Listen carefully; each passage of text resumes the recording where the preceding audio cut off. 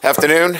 We'll do a quick recap on this past weekend. I think what I'd like to just point out is, you know, consistency, takes its, shape in many ways. For us, it's been, a football team that has had to do a lot of things differently. And with that comes blind faith. And I told our team I was really proud of the way they have just embraced change. It's hard. It's hard for everybody to change. And so I've been really proud of the way they have embraced change and done the things that we've asked them to do to become more consistent on a day-to-day basis and within our process and their preparation and their mindset, their habits, the way they think, and we've been able to make the progress necessary to have a modest winning streak, and this is modest. We've got a lot of work ahead of us. This month will tell us a lot, right? We've got an SEC slate in front of us over the next 4 weeks, which will challenge us to a new level, and we'll certainly find out even more about our grit and what kind of football team this will continue to grow to be. We know where our issues are. It's a team that will fight, but we're thin in some areas, and so we've got to make sure we keep our team rested. We've got to stay away from injuries, things of that nature. But there's no doubt about the fight. These guys will fight for the right reasons, and I just wanted to make sure that from my perspective that this win this past weekend against the New Mexico team was significant in that we built some consistency with a group that has been willing to follow a whole new pattern, and it's been enjoyable. Now we get into, obviously the SEC over the next month. 2 games on the road, 2 at home, and we begin with Auburn. I think the first thing is that, routines will stay the same other than we're going to get on a plane. But, we'll be in a stadium that will not be pro LSU. The first month of the season it was pro LSU for the most part.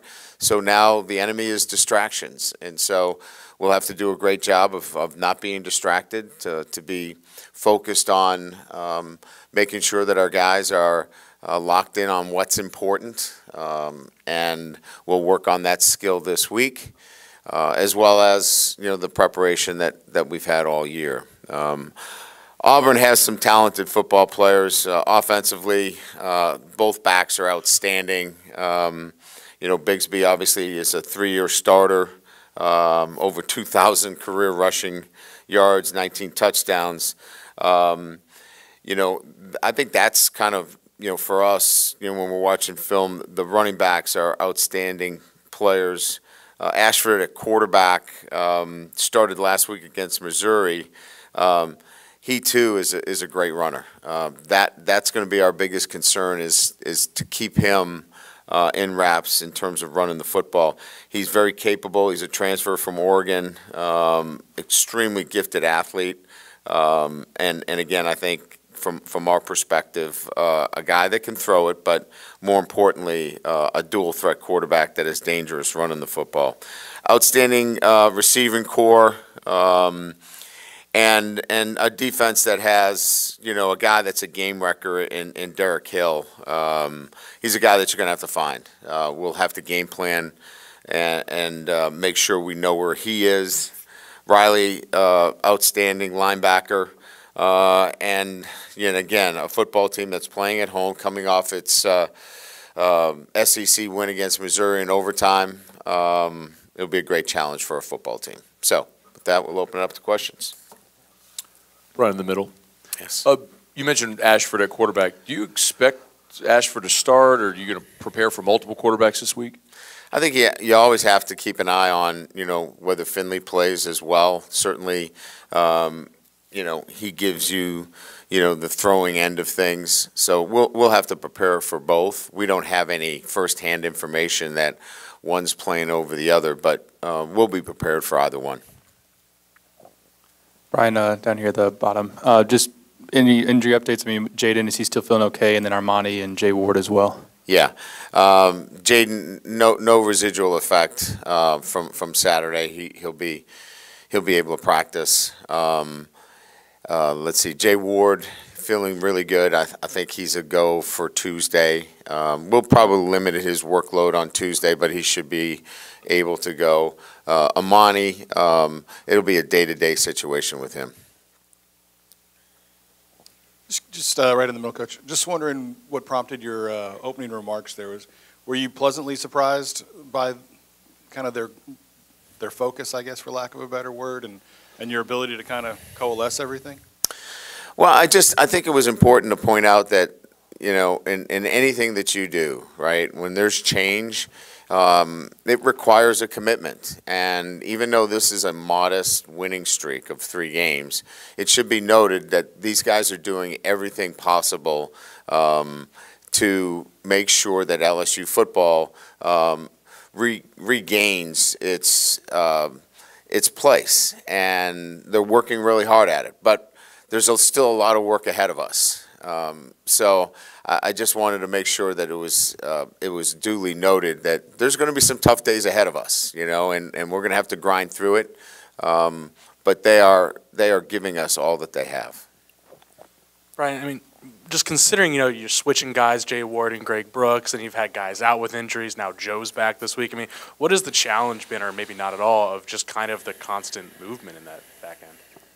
You would like a little bit more continuity. I think Matt, Carey have done a really good job of communicating what we need to do back there, and I think it's going to be a little bit easier, you know, with a Joe Fouché in terms of he's an experienced player. So it was a little bit more difficult when we had to move Jarek back there because you didn't have an experienced safety. So, you know, as we move forward now with Jay Ward probably coming back this week and being healthy and getting Joe, you've got experience back there. So in one instance, you would like a little bit more continuity, but on the positive side, with Brooks, Fouché, and Jay Ward, you've got experience. Hey, Coach, here in the middle, the hurricane appears to be heading towards Florida and hopefully not in the path of your game, but is it something you're going to have to monitor, your officials obviously watching throughout the week? Yeah, no doubt, Jock. We've talked about a game plan in terms of what it might look like. You know, hopefully that's going to pass through. We're going to get probably some rain of some kind, and that'll be our first time in that kind of element. It's a grass situation, so you know, you put those plans together relative to what that would look like if, in fact, we did get hit with some severe rain. Yeah, Brian, right here. How big was the New Mexico game for Jaden Daniels and his growth? I mean, what did you go back on the film and see that you – I mean, and the game was obvious. He was determined to stay in the pocket. But what did you go back and look at film? What did you see? There are a couple things. Decisiveness is starting to be part of the vocabulary instead of being hesitant, and that comes with knowledge of the offense. I think the other thing is that he has become a lot quicker in his setup. I think I mentioned this, quick feet, but slowing down and not rushing through progressions. I think one of the bigger plays in his development was the dig that he threw to Jere Jenkins in the red zone. That was his 4th receiver through a progression. Those are the kind of things you're looking for in terms of development of a quarterback, and we're starting to see that. As well as, you know, the screen to Malik Neighbors, how quickly that ball comes out. So I think a little bit of everything was coming together, and the word I would use is just he's becoming more comfortable and more decisive. Brian in the middle. Not to harp on the open again, but you seem pleased. Is this team better through 4 games than you thought they'd be, or are you pleased with the progress over a month? I guess the setup was we're going to find out now. This first month was kind of like let's put this together, you know, and the preface was, these guys have worked really hard to do exactly what we've asked them to do. They've put themselves in a position. They have, followed a process, and they've been consistent with it. Now we're going to have to apply it to the SEC, and that is a step up. So the next month, there's going to be some good days and there's going to be some bad days, and they cannot, try to do things differently. When it's like anything else, the old, Mike Tyson line, everybody's got a plan until they get hit in the mouth, right? I mean, we're going to have to stick with our plan and stick with our process every single day, and because we're going to get hit in the mouth, and we're going to have to trust it and keep going. And I guess that was the preface that I was trying to make. Coach, going back to what you were saying about weather, just how do you manage a game where the playing conditions can be affected by something like that? And especially, with a team where you do like to pass the ball up. I've been in two remnants of hurricanes, one at North Carolina State, which was abysmal, and I think the other one was at Clemson, and they affect the game conditions, and so you have to plan accordingly in terms of your passing game, running game. Kicking game is affected dramatically, field position, tactically, how you call a game. You just have to wrap your head around it, prior to, and prepare for it. And then, quite frankly, you have to react accordingly during the game. I'm not making too much of it. I'm not going to put it too much on our players. Our players just need to play, and as coaches, we'll adapt accordingly during the game. All right, Coach. How would you grade Jack Besh's performance as a punt returner on Saturday? Fearless. Fearless. We'll work on a couple of things where fearless shouldn't be always the number one criteria of returning punts. We want some decision making in that as well. But that's how Jack plays, right? I mean, he's at his best when he's not worried about any factors other than competing and getting the ball in his hands, and it's fun to watch, right? I mean, that's just the kind of player he is. But you can see what kind of impact he can have in our punt return game. And look, and the trickle down is the other 10 guys, they want to block for him. And that is an added incentive when you have a punt returner that can break it. It adds a great energy to the entire group. Coach, you're on the right. You mentioned Joe Fuchsia's experience. Is the reality that he wasn't hurt and that he only missed a few games, does that lend to, you being able to lean on him for starters reps right away? And kind of how's he looked in practice? That's kind of one thing Greg Brooks talked about, is that he's gotten a lot of time in practice to get ready. Yes, he's been actively involved. I think the plan has been excellent. He's been involved in any articulation between our offense and defense that hasn't involved game plan, which is quite a bit. Every day we'll have some 11-on-11 work where there is no, hey, we're getting ready for New Mexico or getting ready for Mississippi State. He's involved in that. So he's in our defensive structures. When we start to, over the past month, when we got ready for team time for our opponent, he would come over on the scout, and he was a pain to deal with because he was so good playing so hard as a scout team member that he made us better. So I've been able to firsthand see his action on a day-to-day basis, and he'll be ready to play right away. Are you expecting Kayshawn back for this game? Yes. And then just the general thought that each week we've talked about you wanting to get the ball to someone specifically, right? Get them involved. You have such a deep and talented receiver room. When does it become forcing an issue? Yeah, I think that's a great point. And so I think there was only one time that I really alluded to the fact that after week one that we needed to get him going a little bit. Other than that, I think we have to be able to let the game come to these guys naturally. We've moved some guys around, obviously. You saw Neighbors into the short field, playing the W, and you saw Jack playing, the slot a little bit more. other than moving guys around a little bit, I think that's all you'll see from a manipulation standpoint. Other than that, the offense has got to come to you, and when you get your opportunity, you got to make plays because there's so much depth there. Hey, Brian, I think at the end of camp you talked about Harold Perkins and that he had a little bit of ways to go.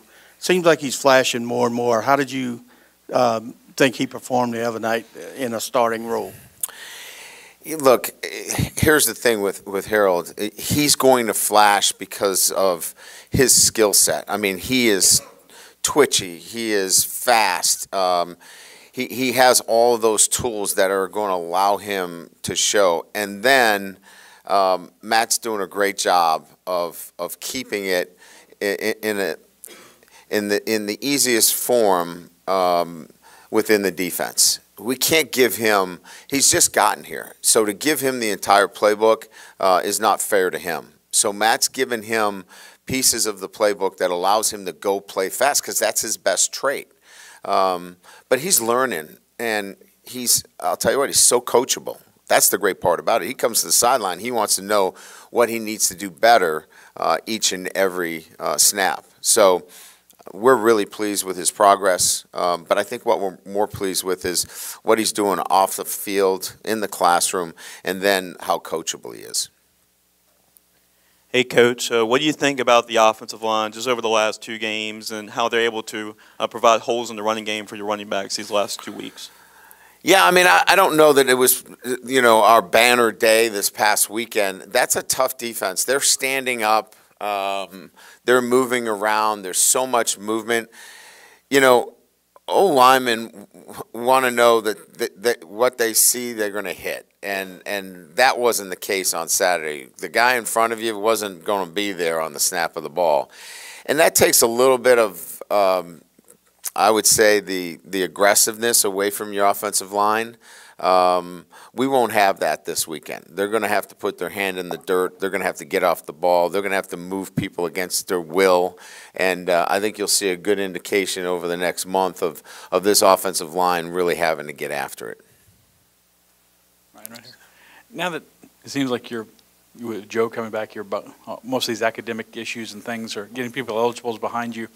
Has this been frustrating for you? Is there anything that needs to change in terms of preparing players or working with transfers to get them eligible faster? Because it seems like it's an unusual situation. Yeah, I think those are all things that we can address at the end of the year. There are things that Joe could have done better. Maybe there are things that we can do institutionally. We can always look at that, but that's not for now. I mean, we'll take care of those things and have good discussion about what we can do better. And like I said, it's always the student athlete that is responsible at the end of the day. But yeah, those are discussions that we can have at the end of the year. Brian, with Charles Turner at center now for a few games, how would you evaluate the way he's played? And I guess where's your confidence level with him as he starts to face some bigger guys on the opposite side? Yeah, I mean, I think it's a really good question. First of all, he's a great communicator. He knows what he's doing up front. He is getting people in the right place. But it's going to get harder. It's going to get harder. The competition is going to be such that he's going to be in the mix each and every week. So he knows, and he's up for the challenge. But again, I think we're putting him in a situation where he's got 2 guards next to him that are big guys, big physical guys. And the center is always working in combinations. So, most centers today are not, the biggest. They're usually the smartest, and they're usually guys that can move, and Charles can do those things for us. Hey, Coach, we recently went to Gina, Louisiana, where all 4,000 people in the town have number 10 jerseys. And yeah, I'll bet. Love Jure, and he's impacted adults, kids, gives them hope to get out of a small town and whatnot. Just you being around him, what kind of person is he? I've never heard anyone say anything negative about him.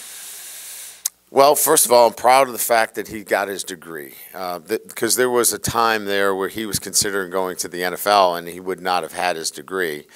So I think, you know, from that perspective, making the decision to come back and get his degree and then play in this season, that stands out, you know, to me. I think the other thing is that, you know, he's gone about this year in a manner that I think can be modeled for all of our other guys. A veteran guy that has done everything we've asked him to do, and had never been a special teams player, but now is involved in special teams, is doing the other jobs, and is quietly put together as a consistent performance as any player that we've had on this team. So I just think the maturity that he's shown in the decision-making, as I mentioned earlier, as well as being able to model him based upon doing other jobs and being selfless has been, you know, we can really push him out front and say, look how Ten's doing it. You mentioned Ashford's maneuverability. Yeah. Does having Jaden and having your team have faced him, I guess, in fall camp provide some muscle memory in your preparation, or how do you go about that preparation? Yeah, I mean, this is going to be interesting this week. Well, not interesting, but, you know, they run a very similar defense. So we'll go against each other quite a bit this week. And, you know, like last week, we didn't go against each other very much because the defenses don't match and the offenses certainly didn't match. This week, we'll go ones versus ones quite a bit this week because there's so much carryover, and we'll be able to keep the speed up with a Jaden going against our defense or their defensive structure with, you know, having, you know, B.J. Ojolari at Jack like their Jack. So there'll be a lot of carryover where we're able to go against each other and really assimilate that game speed from both sides. Yep. Two more. In the middle, Coach. Yes, sir. At Notre Dame, you obviously played in road venues all over the country. Yes. A couple of years ago, you played at Georgia. Mm-hmm. Have you been in other SEC venues, and just what were your impressions of being a visitor in an SEC venue? Yeah, the Georgia atmosphere was terrific. It didn't finish the way I wanted it to. When I was at Central Michigan, I played at Kentucky. I don't know that Kentucky's program was at where it is with Coach Stoops today. But when you're at Central Michigan and you play in an SEC environment, it's all big, you know, at that point. So those are the, I believe, the SEC venues that I've been in. But, you know, like I said, I've played in so many different venues that you know, capture your attention.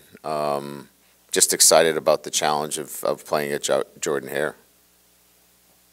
Coach, how would you evaluate, you know, going into next week? Is Damian Ramos still your, you know, you have full confidence in him to be your kicker? I have full confidence that he will be our field goal extra point kicker. You saw that we went and made a change on kickoffs. And that might be the case. I haven't made that decision yet. I'll talk to Brian as the week goes on because that obviously impacts a redshirt situation. So we'll see how that plays out during the week, but I have the utmost confidence in his ability. There's some technical things that he has to clean up. He gets a little bit too fast to the ball on his kickoffs, gets his shoulders over himself, and, you know, those are technical things that we can clean up. But he's got a great mindset for his PATs and field goals, so I have 100% confidence in him. All right? Thank you. Appreciate it.